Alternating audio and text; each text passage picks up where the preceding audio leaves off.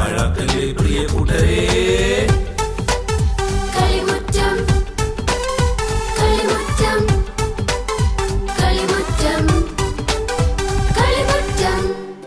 എല്ലാ കൊച്ചു കൂട്ടുകാർക്കും കളിമുറ്റത്തിന്റെ ഇന്നത്തെ എപ്പിസോഡിലേക്ക് സ്വാഗതം. എങ്കിൽ നമുക്ക് ഒട്ടും വൈകാതെ നമ്മുടെ ആദ്യ സെഗ്മെന്റ് ഏതാണെന്ന് നോക്കിയാലോ?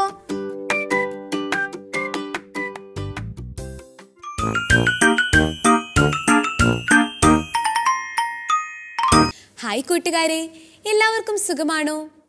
ഇന്ന് കഥ കേൾക്കാൻ എല്ലാവരും തയ്യാറാണോ?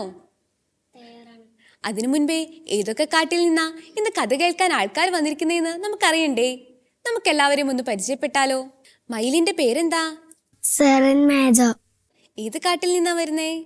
വെള്ളാഞ്ചിറ. കുറുക്കന്റെയോ? മെറിൻ. ഏത് കാട്ടിൽ നിന്നാ വരുന്നേ? വെള്ളാഞ്ചിറക്കാട്ടിൽ നിന്ന്. എലിക്കുട്ടന്റെ പേരെന്താ? ജോവാൻ. ഏത് കാട്ടിൽ നിന്നാ വരുന്നേ?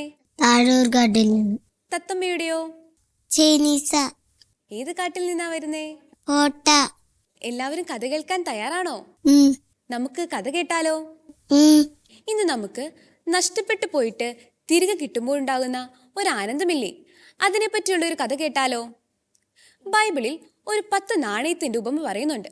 അതിലൊരു നാണയം നഷ്ടപ്പെട്ടിട്ട് പിന്നീട് അത് തിരിച്ചു കിട്ടുമ്പോൾ ഒരു സ്ത്രീക്കുണ്ടാകുന്ന ആനന്ദത്തെ പറ്റി. ആ കഥ നമുക്ക് ഇന്ന് കേൾക്കാം. ഒരിടത്ത് ഒരു സ്ത്രീ ഉണ്ടായിരുന്നു. ആ സ്ത്രീയുടെ പേരാണ് ഫിദിയ.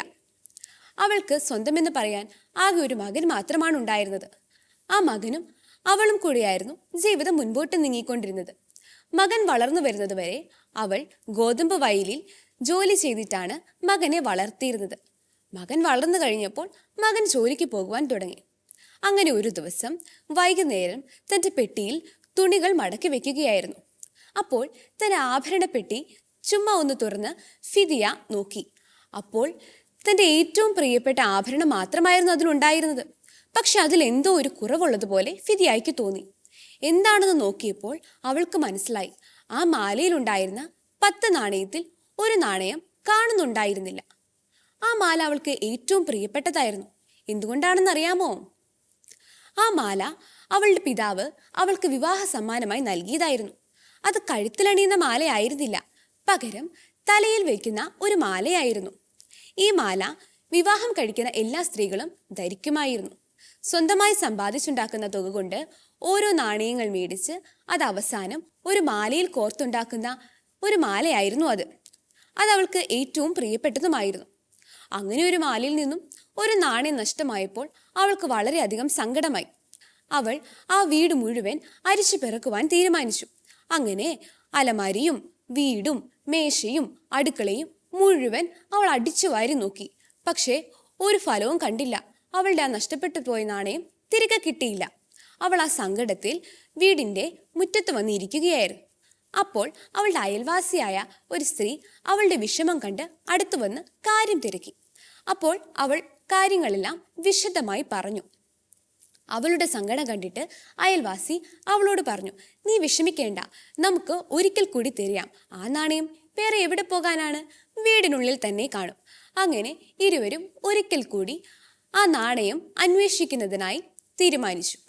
അവർ എല്ലാ മൂലയും അരിച്ചു പെറുക്കി. അലമാരിയുടെ അടിയും കസേരയുടെ അടിയും കട്ടിലിൻ്റെ അടിയും അങ്ങനെ എല്ലാ സ്ഥലവും അവർ അരിച്ചു പെറുക്കി. അങ്ങനെ അവസാനം അവർ ഒരു അലമാരയുടെ അടിയിലെത്തി. അലമാരയുടെ അടിയിൽ മുഴുവൻ ഇരുട്ടായിരുന്നു. അതുകൊണ്ട് അവർക്കൊന്നും കാണുവാൻ സാധിച്ചില്ല. അപ്പോൾ അവൾ ഒരു വിളക്കിന് വെളിച്ചം പകർന്നു. ആ വെളിച്ചത്തിലൂടെ അവൾ അലമാരയുടെ അടിയിലേക്ക് നോക്കിയപ്പോൾ തൻ്റെ നാണയം അലമാരയുടെ അടിയിൽ കിടന്ന് തിളങ്ങുന്നത് അവൾ കണ്ടു. അവൾക്ക് വളരെയധികം സന്തോഷമായി. അവൾ പെട്ടെന്ന് തന്നെ കൈനീട്ടി ആ നാണയം എടുത്തു. അവൾ സന്തോഷം കൊണ്ട് തുള്ളിച്ചാടി. ആ സമയത്താണ് തൻ്റെ മകൻ ജോലി കഴിഞ്ഞ് തിരികെ വീട്ടിലേക്ക് എത്തിച്ചേർന്നത്. തൻ്റെ അമ്മ എന്തിനാണ് ഇത്രമാത്രം സന്തോഷിക്കുന്നതെന്നറിയാതെ മകൻ കാര്യം തിരക്കി. അപ്പോൾ അയൽവാസി കാര്യങ്ങളെല്ലാം വിശദമായി പറഞ്ഞു. അപ്പോൾ എന്തുകൊണ്ടാണ് തൻ്റെ അമ്മ ഇത്രമാത്രം സന്തോഷിച്ചതെന്ന് മകന് കാര്യം മനസ്സിലായി. കാരണം എന്താ? ആ മാല എത്രമാത്രം അമ്മയ്ക്ക് പ്രിയപ്പെട്ടതായിരുന്നുവെന്ന് മകൻ അറിയാമായിരുന്നു. അപ്പോൾ അമ്മ മകനോട് പറഞ്ഞു, മകനെ, നീ ചെന്ന് എല്ലാവരോടും പറയുക, എൻ്റെ നഷ്ടപ്പെട്ടു പോയ നാണയം തിരികെ കിട്ടിയിരിക്കുന്നു. എനിക്കിന്ന് ആനന്ദത്തിൻ്റെ ദിവസമാണ്. നമുക്കിന്ന് ഇത് ആഘോഷിക്കണം. അങ്ങനെ ആ മകനും അയൽവാസികളും അമ്മയും കൂടെ നഷ്ടപ്പെട്ടു പോയ നാണയം തിരികെ കിട്ടിയതിനോർത്ത് വളരെയധികം സന്തോഷിച്ചു. ഈ കഥ എല്ലാവർക്കും ഇഷ്ടമായോ? ഈ കഥയിൽ നിന്നും എന്താ മനസ്സിലായത്? നാം ഒരിക്കലും നഷ്ടപ്പെട്ടു പോയതിനെ ഓർത്ത് സങ്കടപ്പെടുവാൻ പാടില്ല. എപ്പോഴും പുതിയ പ്രതീക്ഷയോടെ ആയിരിക്കണം ജീവിക്കേണ്ടത്. നഷ്ടപ്പെട്ടു പോയതിനെ എപ്പോഴെങ്കിലും കൃത്യസമയത്ത് ദൈവം നമ്മളിലേക്ക് തന്നെ തിരിച്ചയക്കും. കൂട്ടുകാരെ, ഇന്ന് പുള്ളിമാൻ പറഞ്ഞ കഥ നിങ്ങൾക്ക് എല്ലാവർക്കും ഇഷ്ടമായോ? നല്ല മെസ്സേജ് ഉള്ളൊരു കഥയായിരുന്നില്ലേ പുള്ളിമാൻ പറഞ്ഞത്? എങ്കിൽ കൂട്ടുകാരെ, നമുക്ക് വിശുദ്ധന്റെ വചനം ഒന്ന് പഠിച്ചാലോ?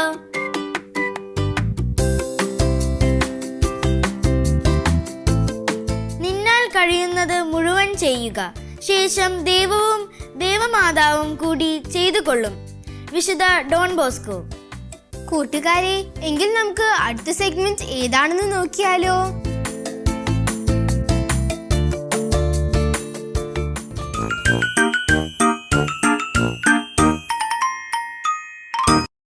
മലാക്കേ. ഹായ് അന്നമോളെ. ഹായ് മലാക്കേ. എന്താണ് അന്നമോളെ അന്നമോളുടെ ഇന്നത്തെ സംശയം? അതൊരു ചെറിയ സംശയം മലാക്കേ. ആഹാ, അത് കൊള്ളാലോ. ആട്ടെ, എന്താ എൻ്റെ അന്നക്കുട്ടിയെ കുടുക്കിയ ആ സംശയം? എങ്ങനെയാ മലകി ഈ മണ്ണുണ്ടാകുന്നത്? ഇതാണോ എൻ്റെ അന്നമോളുടെ ഇന്നത്തെ സംശയം? അതേലോ. ഈ കാവൽമാലാക്ക ഉത്തരം പറഞ്ഞു തരാലോ. നാം ചവിട്ടി നടക്കുന്ന ഓരോ മണൽത്തിരിയും രൂപപ്പെടുന്നത് ആയിരക്കണക്കിന് വർഷങ്ങളിലെ പ്രകൃതിയുടെ ഇടപെടൽ മൂലമാണ്.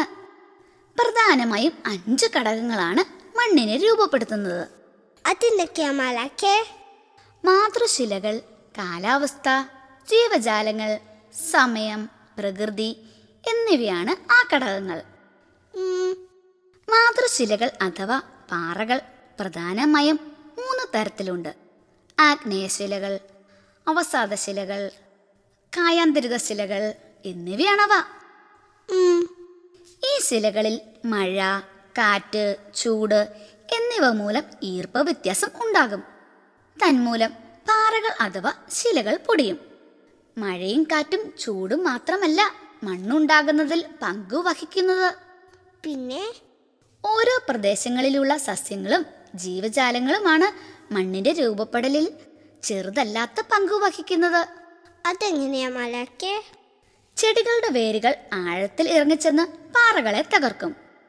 മണ്ണിൽ വളരുന്ന സൂക്ഷ്മജീവികളും മണ്ണിരകളുമൊക്കെ പുറപ്പെടുവിക്കുന്ന പ്രത്യേകതരം എൻസൈമുകൾ മണ്ണിൽ ഫലഭൂയിഷ്ടമാക്കുകയും ചെയ്യും. അത് കൊള്ളാമല്ലോ മലാക്കേ. മണ്ണിന്റെ രൂപപ്പെടലിൽ പ്രധാനമായ മറ്റൊരു ഘടകം സമയം അഥവാ കാലഘട്ടമാണ്. അതുപോലെ തന്നെ ഭൂമിയുടെ ചെരിവ്, വെള്ളമൊഴുകുന്ന ദിശ, മലനിരകൾ, താഴ്വരകൾ ഇങ്ങനെയുള്ള ഭൂപ്രകൃതിയും മണ്ണിന്റെ രൂപപ്പെടലിന് കാരണമാകുന്നുണ്ട്. മണ്ണിന്റെ രൂപീകരണത്തിൽ സസ്യങ്ങൾ എങ്ങനെ സഹായിക്കുന്നു എന്നതിന് തെളിവാണ് ഡെൻഡ്രോബിയം അഥവാ കല്ലാറിൻസ് എന്ന ചെടി. ഓർക്കിഡ് ഇനത്തിൽപ്പെട്ട ഈ ചെടി ഉയർന്ന പാറകളിലാണ് വളരുന്നത്. അവയുടെ വേരുകളിൽ വളരുന്ന ആൽഗകളും വേരുകളുടെ അഗ്രങ്ങളിലെ ചെറിയ നാരുകളും പാറയിലേക്ക് ഇറങ്ങിച്ചെന്ന് അവയെ മെല്ലെ പൊടിച്ച് മണ്ണ് രൂപപ്പെടുത്താൻ സഹായിക്കും. ഇതുപോലെ മണ്ണ് രൂപപ്പെടാൻ തങ്ങളുടെ ആയുസ് മുഴുവൻ സഹായിച്ചു കൊണ്ടിരിക്കുന്ന ഒരു ജീവിവർഗമുണ്ട് അന്നമോളെ. അതാരാ മലാക്കേ? ലൈക്കനുകൾ. ലൈക്കനുകളോ? കുമിളുകളും ആൽഗകളും ചേർന്നുള്ള പ്രത്യേക ജീവിവർഗമാണ് ലൈക്കനുകൾ. പരാശ്രയത്വമാണ് അവയുടെ അടിസ്ഥാന സ്വഭാവം.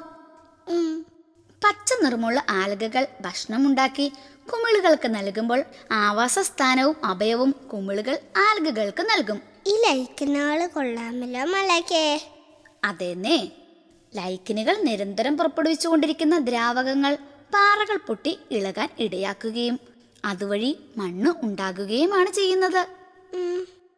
പിന്നുണ്ടല്ലോ അന്നമോളെ, നമ്മുടെ കയ്യിൽ ചുരുട്ടിയെടുക്കാവുന്ന ഒരു പിടി ലൈക്കനുകൾ ഉണ്ടാകണമെങ്കിൽ കുറേ വർഷങ്ങൾ എടുക്കും. എങ്കിൽ എൻ്റെ അന്നമോൾ മമ്മി വിളിക്കുന്നതിന് മുമ്പ് വേഗം വീട്ടിലോട്ട് പോയിക്കോട്ടോ. ശരി മലാക്കേ. ബായ് അന്നമോളെ. ബൈ മലാക്കേ. കൂട്ടുകാരെ, നമ്മുടെ അന്നമോൾക്ക് എന്തൊരു സംശയങ്ങളാ! അന്നമോളുടെ സംശയം കാരണം നമുക്ക് ഒത്തിരി കാര്യങ്ങൾ അറിയാൻ സാധിക്കുന്നില്ലേ? എങ്കിൽ നമുക്ക് ക്രാഫ്റ്റ് ചെയ്യാൻ പഠിച്ചാലോ? എക്ത ഏത് ക്രാഫ്റ്റ് ആയിരിക്കും നമ്മളെ പഠിപ്പിക്കാൻ പോകുന്നത്? നമുക്കൊന്ന് കണ്ടു നോക്കിയാലോ?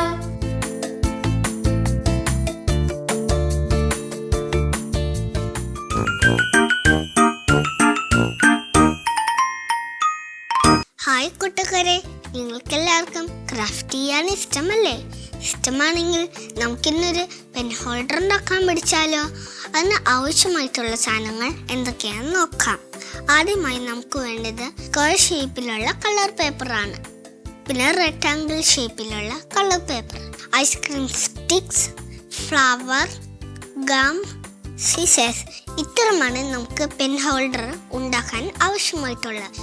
ഇനി നമുക്ക് ഉണ്ടാക്കി തുടങ്ങാം.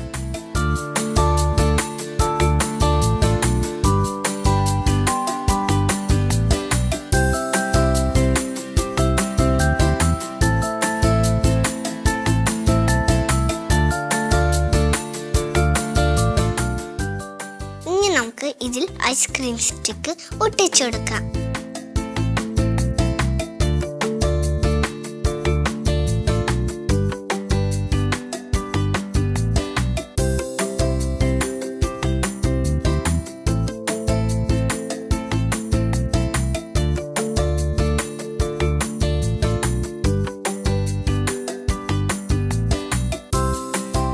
ഇതുപോലെ നമുക്ക് സ്ക്വയർ ഷേപ്പിലുള്ള പേപ്പറിലും ഐസ്ക്രീം സ്റ്റിക്സ് ഒട്ടിച്ചു കൊടുക്കാം.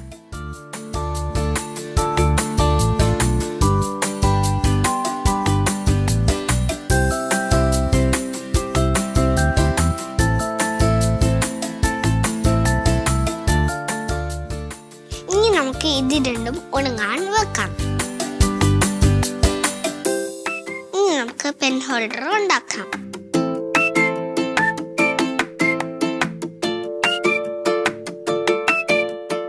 നമുക്കിത് റൗണ്ടിൽ ഒട്ടിച്ചെടുക്കാം.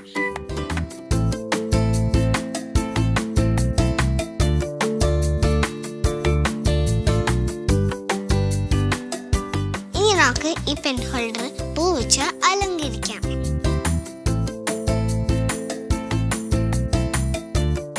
കൂട്ടുകാരെ, അങ്ങനെ നമ്മുടെ പെൻ ഹോൾഡർ റെഡി ആയി കഴിഞ്ഞു. കൂട്ടുകാരെ, നിങ്ങൾക്കെല്ലാവർക്കും ഇത് ഇഷ്ടമായില്ലേ? ഇഷ്ടമായെങ്കിൽ നിങ്ങൾ ഇത് വീട്ടിൽ ചെയ്ത് നോക്കണേ.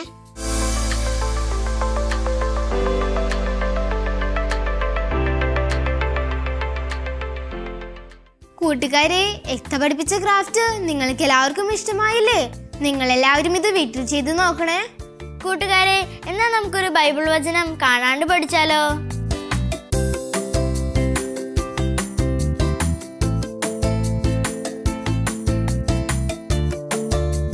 മനുഷ്യനെ ഭയപ്പെടുത്തുന്നത് ഒരു കെണിയാണ്, കർത്താവിൽ വിശ്വാസം അർപ്പിക്കുന്നവൻ സുരക്ഷിതൻ അത്രേ. സുഭാഷിതങ്ങൾ 29:25. ഈ ആഴ്ച ബർത്ത്ഡേ ആഘോഷിക്കുന്ന എല്ലാ കൊച്ചു കൂട്ടുകാരെയും നമുക്കൊന്ന് വിഷ് ചെയ്താലോ?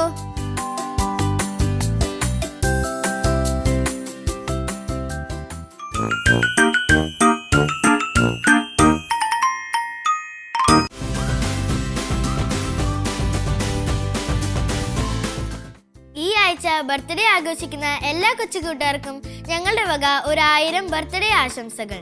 കൂട്ടുകാരെ, എങ്കിൽ നമുക്ക് അടുത്ത സെഗ്മെന്റ് ഏതാണെന്ന് നോക്കിയാലോ?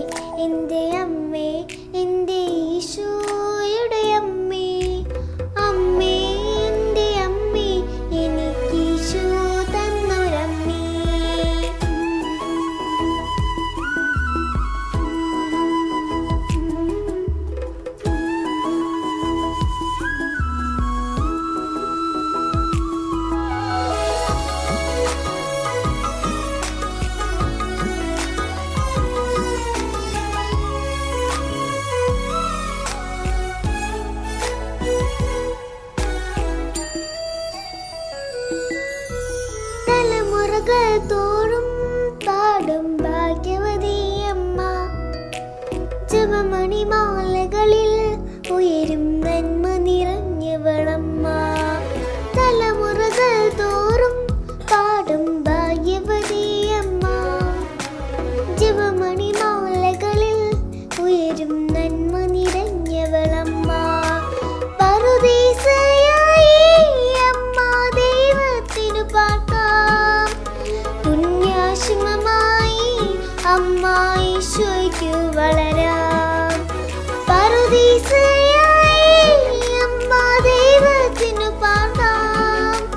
പുണ്യാശ്രമമായി അമ്മ ഈശോയ്ക്കു വളരാം. അമ്മേ എൻ്റെ അമ്മേ, എൻ്റെ ഈശോയുടെ അമ്മേ, അമ്മേ എൻ്റെ അമ്മേ, എനിക്കീശോ തന്നൊരമ്മേ. ആവേ മരിയ കന്യാമാതാവേ, ആവേ മരിയ കന്യാമാതാവേ. അമ്മേ എൻ്റെ അമ്മേ, എൻ്റെ ഈശോയുടെ അമ്മേ, അമ്മേ എൻ്റെ അമ്മേ, എനിക്കീശോ തന്നൊരമ്മേ.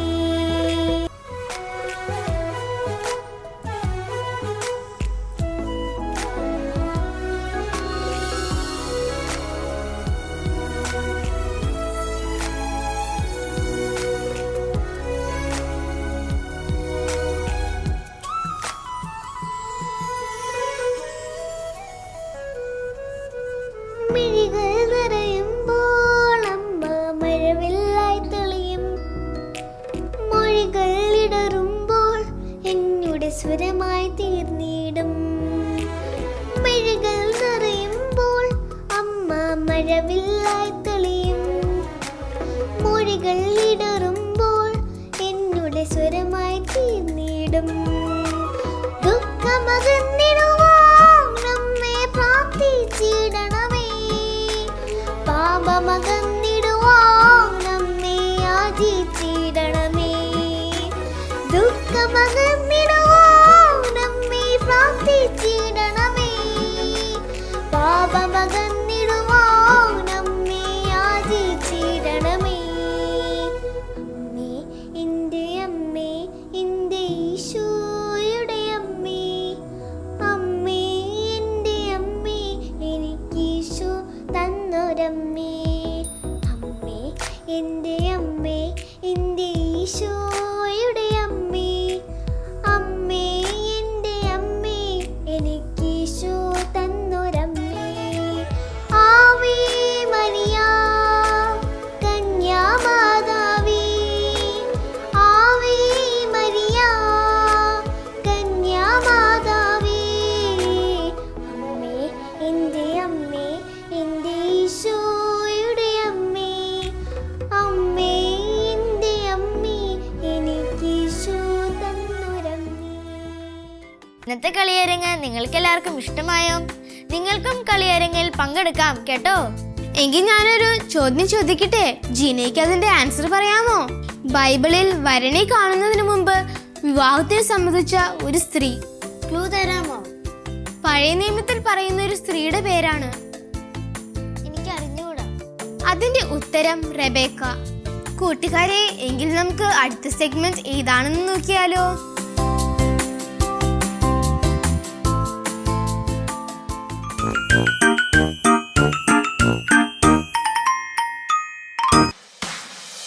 Hello, hello, hello, hello, hallelujah. Hey, hello, hello, hello, hello, hallelujah. Hey, hello, hello, hello, hello, hallelujah. Hallelujah. Hey, hello, hello, hello, hello, hallelujah.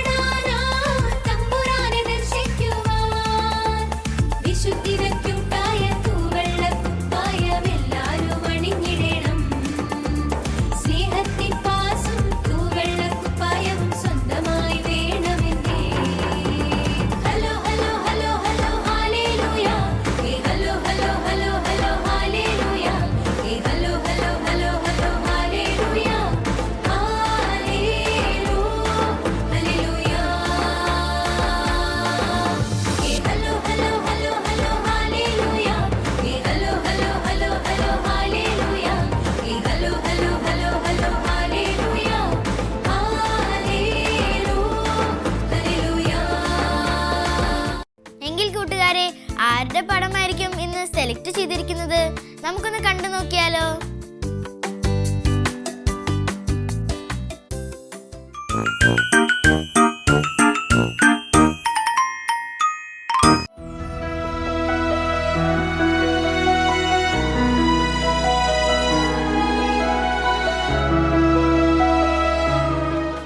കൂട്ടുകാരി, നിങ്ങൾക്കും ഇതുപോലെ പടങ്ങൾ വരയ്ക്കാനും പാട്ടുകൾ പാടാനും കഥകൾ പറയാനും ഡാൻസുകൾ കളിക്കാനും കഴിവുകളുണ്ടെങ്കിൽ കളിമുറ്റത്തിൽ പങ്കെടുക്കാം. അതിനായി ഞങ്ങളുടെ address: the producer, Kalimuttam, divine vision, divine retreat centre, Muringoor PO, Chalakudy, Thrissur. Pin 680309. Email kalimutamgtv24@gmail.com. Phone 8606460033. കൂട്ടുകാരെ, ഇന്നത്തെ എപ്പിസോഡ് നിങ്ങൾക്ക് എല്ലാവർക്കും ഇഷ്ടമായോ? എങ്കിൽ അടുത്ത ആഴ്ച ഇതിനും നല്ലൊരു എപ്പിസോഡുമായി ഞങ്ങൾ വീണ്ടും വരുന്നതാണ്. Till then